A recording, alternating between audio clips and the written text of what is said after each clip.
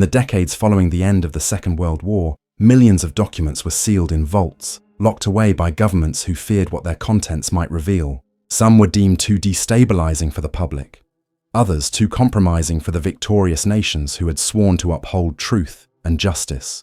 Buried beneath layers of red tape, stamped with the words "top secret," "do not release," or "eyes only," these forgotten files carried stories of betrayal, atrocity, and moral compromise. They were not myths, nor rumors whispered among conspiracy theorists, but carefully typed reports, coded transmissions, and black and white photographs now yellowed by time. Hidden inside these archives lie stories that challenge the very foundations of how history has been remembered.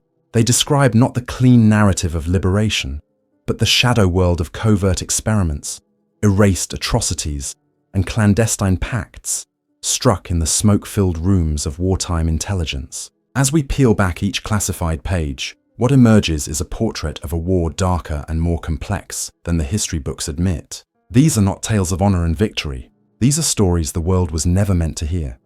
Stories that governments fought to erase, and stories that still tremble with danger even as they resurface today. This is WWII, Stories Hidden in Secret Archives.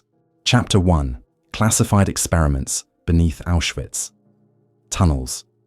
Beneath the frozen soil of southern Poland, beyond the barbed wire and watchtowers that defined Auschwitz, there are corridors carved into the earth, corridors that remain sealed to this day. Few knew of their existence in 1944, and even fewer dared to record what took place within them. Yet among scattered fragments of Soviet intelligence files and seized German memoranda lies the outline of a chilling story, one so deeply buried that even the Nuremberg trials made no mention of it. The tunnels beneath Auschwitz were not built merely for storage or shelter. They served as laboratories for one of the most disturbing covert projects of the war, supervised jointly by SS physicians and corporate scientists from IG Farben. The documents refer to the program cryptically as Project Schwarzer Regen, Project Black Rain. It was designed not for immediate battlefield use, but for the long-term manipulation of entire populations. The reports speak of dispersal systems hidden in narrow chambers, where test subjects, prisoners stripped of identity and reduced to numbers, were exposed to aerosols designed to sterilize without killing. Soviet archives, coded as Operacja Biały Piepel, Operation White Ash, describe rows of steel canisters attached to crude ventilation shafts, their valves releasing clouds of chemicals engineered to leave no immediate trace. Survivors who attempted to testify decades later spoke of a fine mist clinging to the walls, of burning throats and sudden fevers, of women who never menstruated again. Their words, however, were dismissed as rumor, their files sealed or destroyed by both Soviet and Western officials. What remained was deliberately scattered.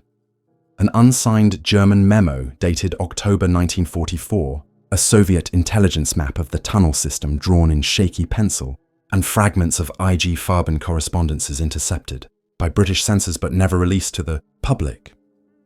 The figure most frequently named in connection with the project is a man codenamed Dr. Crow. He does not appear on any official SS personnel lists, and no photograph has been identified beyond dispute. Yet scattered OSS cables from 1946 reference a physician with ties to both Himmler's medical division and to Argentine immigration papers filed under the name Karl Kramer. His disappearance after the war mirrors those of dozens of Nazi doctors who slipped away through the rat lines.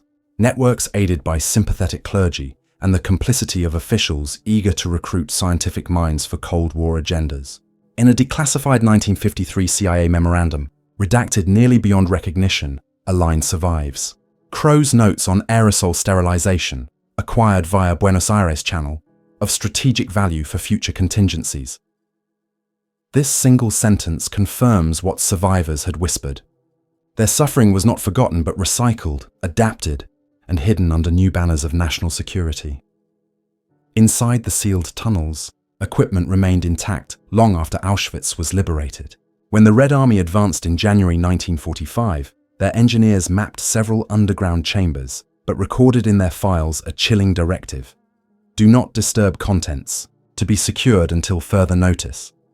In 1991, following the collapse of the Soviet Union, Polish archivists discovered copies of those maps in Moscow.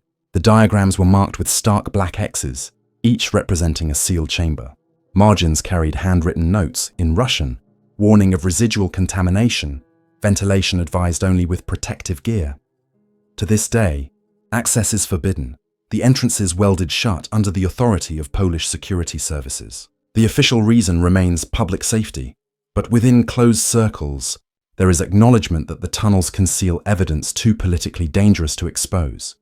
The existence of Project Black Rain unsettled both East and West.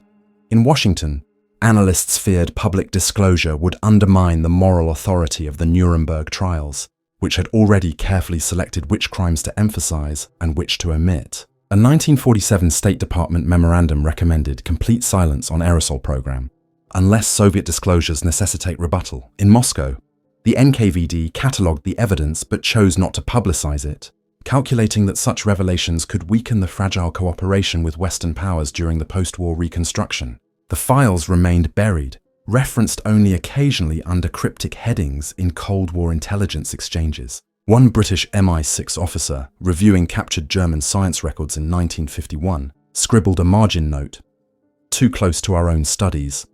Better left unopened." What made the project so threatening was not only the cruelty inflicted, but the implications for the future. Sterilization as a weapon was not a battlefield tool. It was a political weapon, one that could erase populations without the spectacle of mass killings. The Nazis envisioned a future in which conquered territories could be depopulated slowly, silently, until resistance collapsed under demographic attrition. This was genocide by erasure, an extermination that left no mass graves to expose, only silence where future generations should have been. When fragments of Crow's notes surfaced in CIA archives, their potential for covert control of populations in Asia, Africa, or Eastern Europe became an irresistible temptation for planners engaged in Cold War containment. Public outrage, had it been revealed, would have been catastrophic. And so, the story was erased, yet the testimonies of a few survivors still echo. In the 1960s, a group of Polish women who had been transferred from Auschwitz to Ravensbrück spoke quietly to investigators about their time in the mist chambers. They described experiments that lasted only minutes, but left them permanently barren.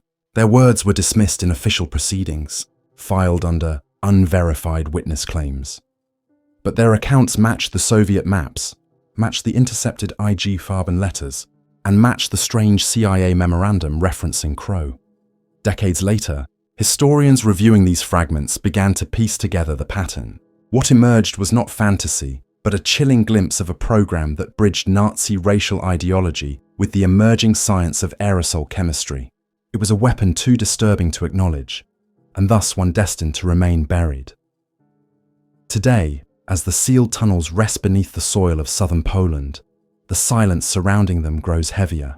The entrances remain locked, monitored quietly, but without explanation. Occasionally, journalists or researchers request access, only to be turned away with vague statements about safety hazards. The truth, however, lies in the margins of declassified documents. These tunnels hold evidence that neither East nor West wants exposed, for within them lies the story of a program that dared to weaponize the very future of human reproduction. A story written in classified files stamped, "Do not open until after 2000. The year has passed, but the archives remain sealed, and the world continues to look away from the shadows that lie beneath Auschwitz. Chapter 2. Erased Files on Dresden. Firestorm. Secrets. The name Dresden conjures images of a city in flames, its Baroque architecture collapsing into ash as firestorms roared through the night sky. Official histories describe it as collateral damage, a byproduct of strategic bombing aimed at disrupting German communications in the final months of the war. Yet the recently uncovered files, stamped "Top Secret, Not for Distribution" within the British Air Ministry, tell a story of deliberate orchestration, one far darker than the sanitized explanations repeated for decades. The bombing of Dresden in February 1945 was not a mistake, nor simply an overzealous show of force. It was part of a hidden directive, classified as Operation Incendium, conceived to break the will of the German population through psychological terror, even at the cost of civilian lives. Operation Incendium was designed in shadowed corridors of Whitehall, where Bomber Command strategists argued that an unprecedented demonstration of air power would accelerate the collapse of Nazi morale. Though Operation Thunderclap had officially been shelved in August 1944 due to concerns over public backlash, fragments of erased memoranda suggest it was never abandoned, merely renamed and disguised under different operational paperwork.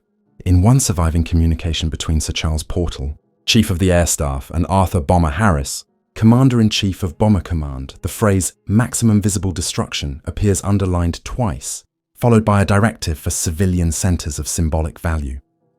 Dresden, with its status as a cultural jewel, its swelling population of refugees, and its relative lack of anti-air defenses, was identified as the prime target. The Firestorm was no accident of weather or circumstance. It was engineered. Official strike orders, partially recovered from US 8th Air Force records, detail the precise sequencing of high explosive and incendiary payloads intended to tear open rooftops and ignite the wooden interiors beneath. Eyewitnesses later described how the first wave of bombers dropped massive blockbusters to shatter water mains and power grids, while the second wave delivered incendiaries to ignite uncontrollable fires. The coordination was surgical, the intent unmistakable. The resulting inferno consumed oxygen so violently that people were pulled into the flames by sheer suction. Streets filled with molten asphalt, and cellars became tombs as firestorms raged at over 1,500 degrees Fahrenheit. The casualty numbers remain disputed, but the erased files suggest British officials deliberately deflated the death toll in post-war reports to minimize accusations of atrocity. Original Air Ministry estimates, scribbled in pencil and never published, recorded figures exceeding 100,000. Perhaps most chilling are the erased directives concerning the Soviet Union. As the Red Army advanced toward Berlin, Western leaders feared the perception of Soviet dominance in ending the war. By unleashing a demonstration of air power on a city deep in Germany's east, British and American planners sent an unspoken message to both Hitler's regime and Stalin's forces. The West could annihilate entire urban centers within a single night. Secret minutes from a meeting in London on January 27, 1945, revealed discussions about reinforcing Western strength prior to Yalta negotiations. Though Churchill would later distance himself publicly, an intercepted Soviet cable, archived by the NKVD under Operation Dim, Operation Smoke, quotes Stalin referring to Dresden as a warning made in fire. This statement, suppressed in Western records, reveals that the Soviets immediately understood the psychological dimensions of the raid. The erasure of Operation Incendium from public record was not accidental, it was deliberate. In March 1945, barely a month after Dresden burned, Churchill ordered an internal memorandum circulated that recommended the RAF shift its focus away from mere acts of terror and destruction. Yet drafts of the memo contain multiple redactions, including a line where Churchill appears to acknowledge the Dresden matter, instructing his aides that history must record it differently. This was not simply damage control. It was an attempt to rewrite the narrative before the ink on the reports had dried. Later editions of the official British history of the war omitted any mention of incendium, instead framing Dresden as an unfortunate but justified blow against German infrastructure. The truth, however, lived on in the classified annexes, tucked into drawers marked for destruction, should inquiries grow too probing. The American role in Dresden's destruction was equally obscured. Records from the US Strategic Bombing Survey, declassified only in fragments, reveal that American daylight raids were deliberately timed to coincide with the British nighttime strikes. Intercepted Luftwaffe communications, later recovered by Allied intelligence, show that Dresden had been left vulnerable because the Germans never expected such a massive assault on a city with little military significance. The erasure was effective. American post-war narratives presented Dresden as a necessary target, emphasizing rail yards and factories, while quietly removing references to the waves of refugees who filled its streets. Photos of corpses stacked in the alt-marked square were sequestered into military archives, released only decades later when the controlled story had already taken root. Soviet exploitation of Dresden's destruction added another layer of secrecy. NKVD archives reveal that Stalin personally instructed his negotiators at Yalta to exploit British guilt. Soviet delegates reportedly confronted Churchill with intercepted RAF flight logs, documents that clearly outlined Dresden as a civilian priority target. Western leaders, desperate to maintain the fragile alliance, agreed to suppress any inquiries, thereby binding themselves to silence. This explains why the Nuremberg trials, so thorough in cataloguing Nazi atrocities, made no mention of Dresden. The crime was too close to the victors themselves. To raise it would risk undermining the very moral foundation of the trials. By the 1950s, Dresden had become a propaganda weapon for both East and West.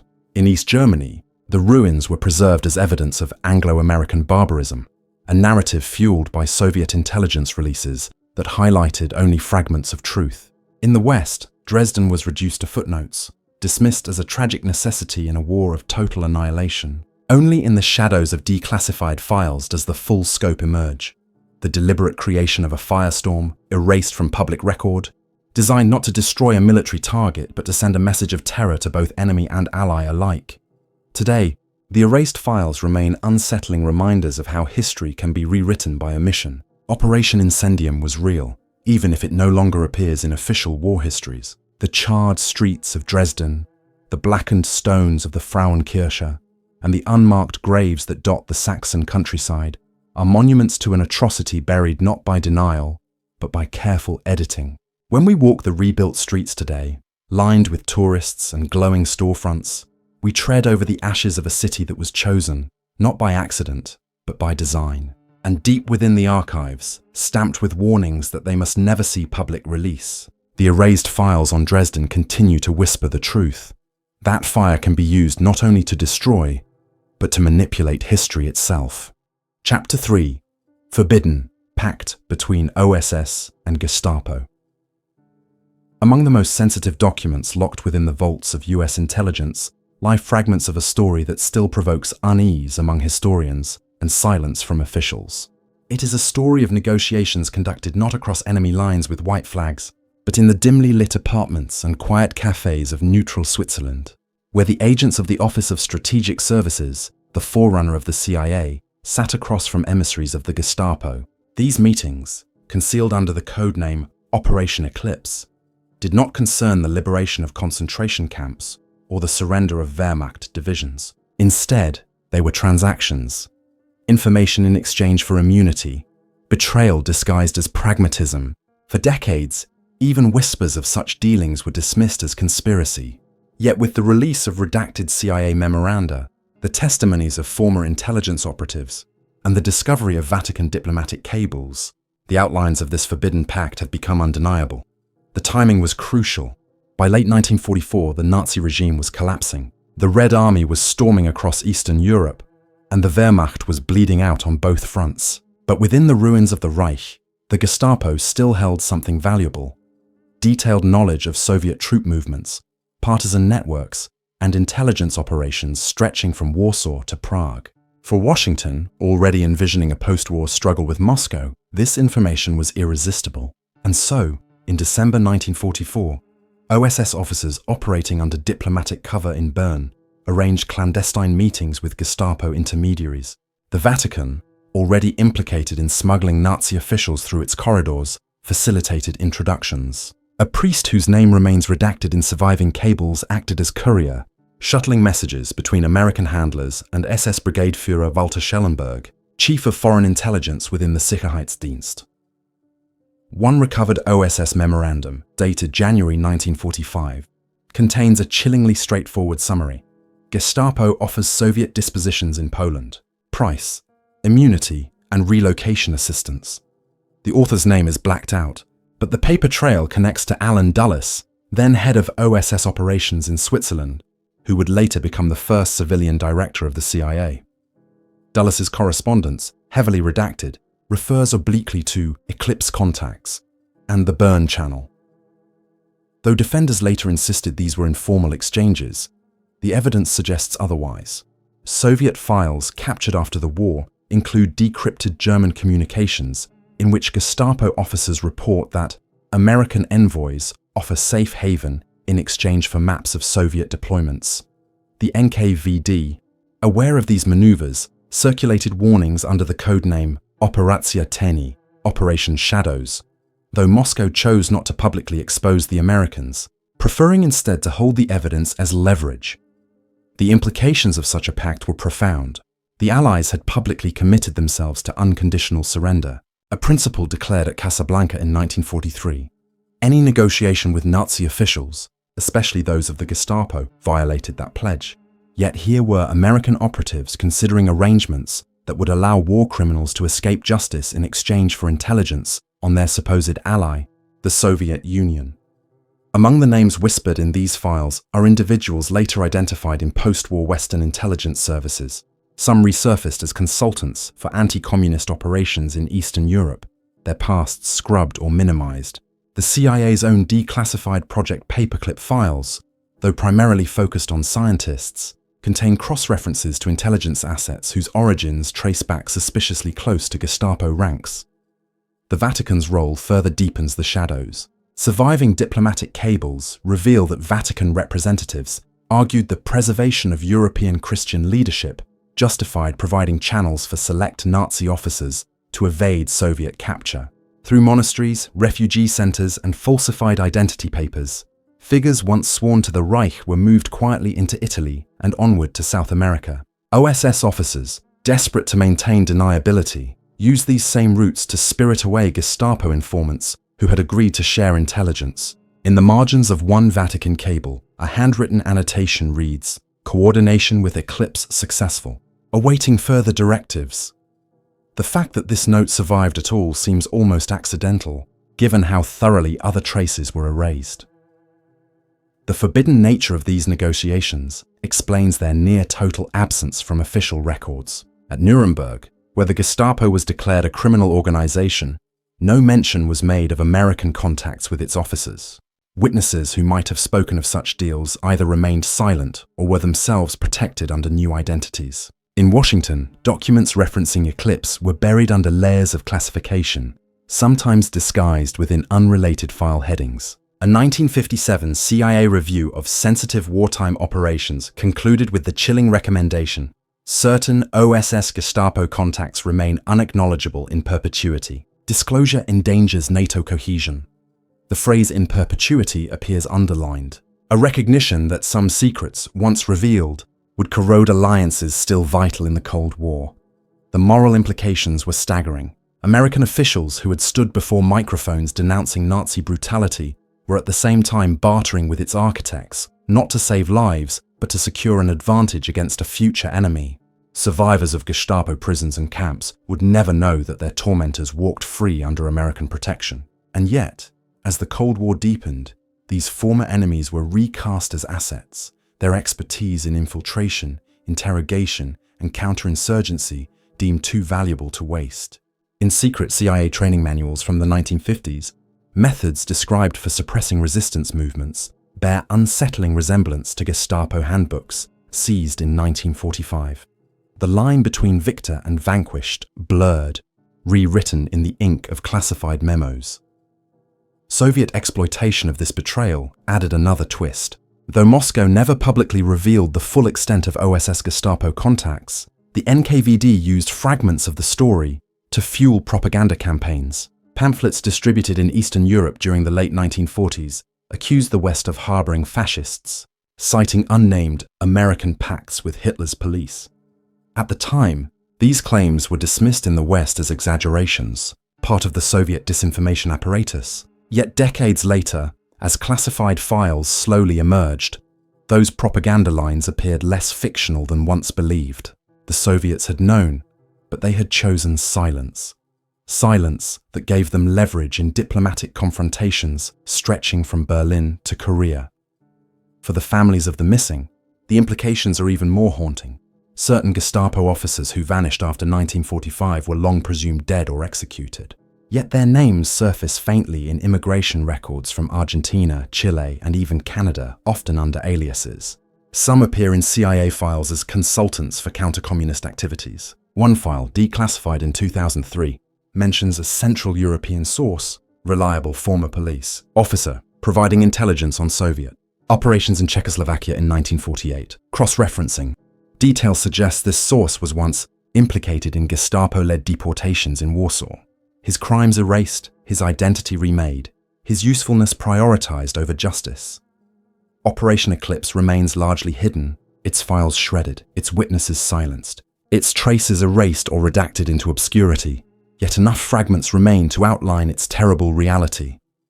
That in the closing months of the war, as the world demanded justice, secret hands reached across the table to strike bargains with the very perpetrators of terror.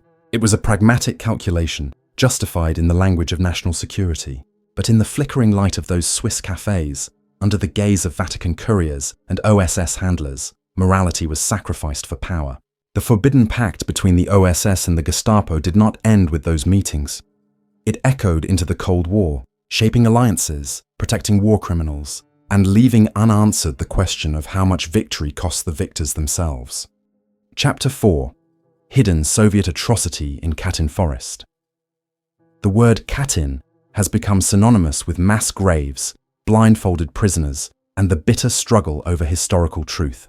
The massacre of over 22,000 Polish officers and intellectuals in 1940, executed by Stalin's NKVD, has long been acknowledged, albeit reluctantly, by Moscow. Yet beneath the surface of this officially sanctioned history lies a deeper, more unsettling layer, concealed for decades in sealed archives across Warsaw, London, and Washington, classified under the codename Operacja Severny Wetter, Operation Northern Wind. Documents reveal that Katyn was not a singular crime, but part of a larger plan, a systematic attempt to erase the Polish elite, extended beyond the forests of Smolensk and into the exiled ranks of those who had survived. The second phase, never admitted in official histories, was designed to follow the survivors of the first massacre as they regrouped under General Władysław Anders, forming what became known as Anders' Army. The story begins in March 1940, when Lavrenti Beria, head of the NKVD, submitted his now infamous memorandum to Stalin, recommending the execution of Polish officers held in camps such as Kozelsk, Starobelsk, and Ostashkov. These men were not random prisoners of war, but the backbone of Polish society: military leaders, professors, doctors, priests, and judges. The Politburo approved Beria's recommendation on March 5th, sealing the fate of thousands. Yet in a separate annex, buried within Soviet archives until the early 1990s, NKVD planners outlined a continuing operation targeting those who might later escape Soviet control. These were the Polish officers slated for release into exile, men who would eventually regroup under Allied command. Operation Northern Wind proposed that their elimination through attrition should occur during subsequent redeployments, ensuring that no organized Polish elite could survive the war. When Anders' army was formed in 1941, following Hitler's invasion of the Soviet Union and the temporary alliance between Moscow and the Polish government in exile, many surviving officers were transferred out of Soviet camps and permitted to join. They marched through the deserts of Central Asia, eventually making their way to the Middle East under British command. Official histories describe this journey as grueling but triumphant. The hidden archives tell another story. US State Department files, marked strictly confidential and dated 1943, report alarming rates of unexplained illness, disappearances, and mortality among the Polish units during their transit through Soviet territory. British Foreign Office memos, discovered decades later, confirm suspicions that NKVD agents infiltrated supply lines, deliberately withholding food, medicine, and safe passage. The result was thousands of deaths, not by bullets in the forest, but by starvation, disease, and exhaustion across the steppes. In the sterile language of intelligence reports, this was natural attrition. In reality, it was the second wave of Katyn. The Western Allies knew more than they admitted. In April 1943, when Nazi Germany announced the discovery of mass graves in the Katyn forest, Washington and London were confronted with a dilemma. Evidence of Soviet guilt was overwhelming. Forensic teams identified NKVD bullets, documents dated 1940, and trees showing growth rings proving the executions predated the German invasion. Yet with the Soviets indispensable to the fight against Hitler, Roosevelt and Churchill chose silence. Internal cables between the State Department and the British Foreign Office confirmed deliberate suppression of evidence. One British memo, stamped "not for distribution," states plainly, "Public acknowledgement of Soviet responsibility may imperil the alliance. Discretion required." A parallel cable from Washington instructs US diplomats to avoid engagement on Katyn issue unless compelled by press. The truth was buried under the urgent necessity of wartime unity. Polish exile leaders, however, were not silent. In London, members of the Polish government in exile compiled detailed lists of officers still missing, cross-referencing names known to have been taken by the Soviets but never seen again. These documents, marked with the haunting word zaginieni, the missing, numbered in the tens of thousands. Yet when presented to Allied officials, they were quietly filed away, acknowledged privately, but ignored publicly. After the war, many of these lists were locked in vaults, deemed too inflammatory to release during the fragile reconstruction of Europe. Some remain sealed even today, withheld not by Moscow, but by Western governments unwilling to expose their own complicity in silence.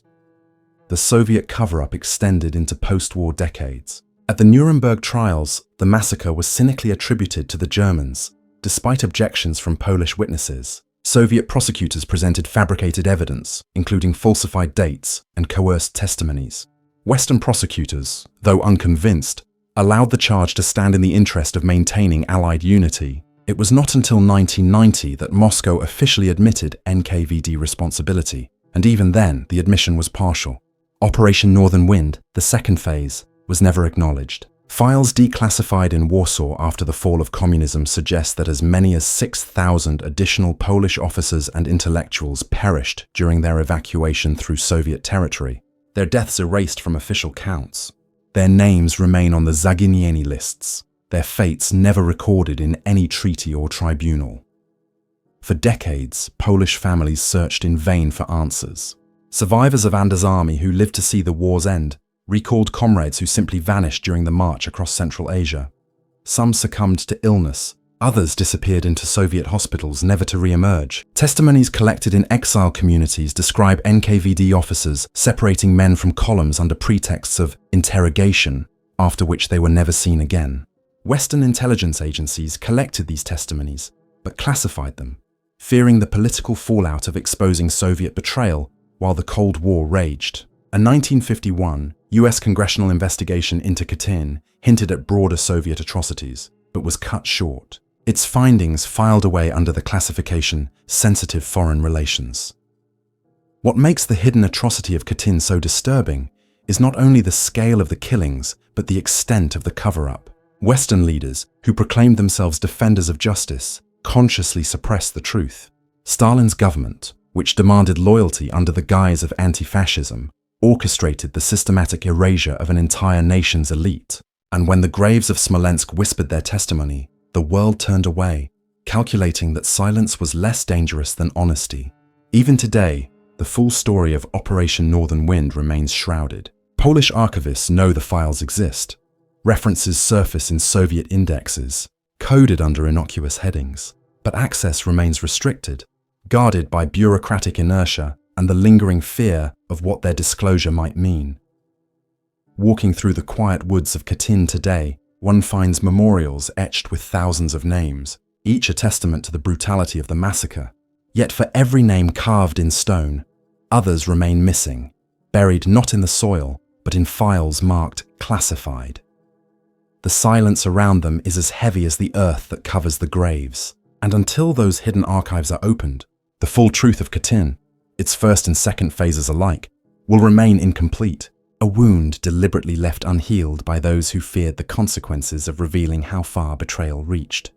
The shadows of history rarely lift completely, and the archives of the Second World War still breathe with secrets we are not meant to know. From the sealed tunnels beneath Auschwitz, to the erased files of Dresden, from clandestine pacts with the Gestapo, to the hidden atrocity of Katyn, each story carries with it the weight of suppressed truth and deliberate silence. These were not accidents of record-keeping, nor the mistakes of historians. They were choices, calculated decisions by governments and intelligence agencies to bury evidence too explosive for public eyes. The document's whisper of science turned into a weapon against humanity, of fire engineered to terrorize civilians, of deals struck with torturers in the name of expedience, of allies who chose betrayal over honesty. And still, so many questions remain. What else lies in locked vaults beneath Washington, London, or Moscow? How many names are still missing, filed away under black ink and red tape? Perhaps the most disturbing lesson is not what we now know, but the realization that what survives may be only fragments of something far larger. stories still hidden in secret archives, waiting to resurface when the world is finally ready or when the seals finally break.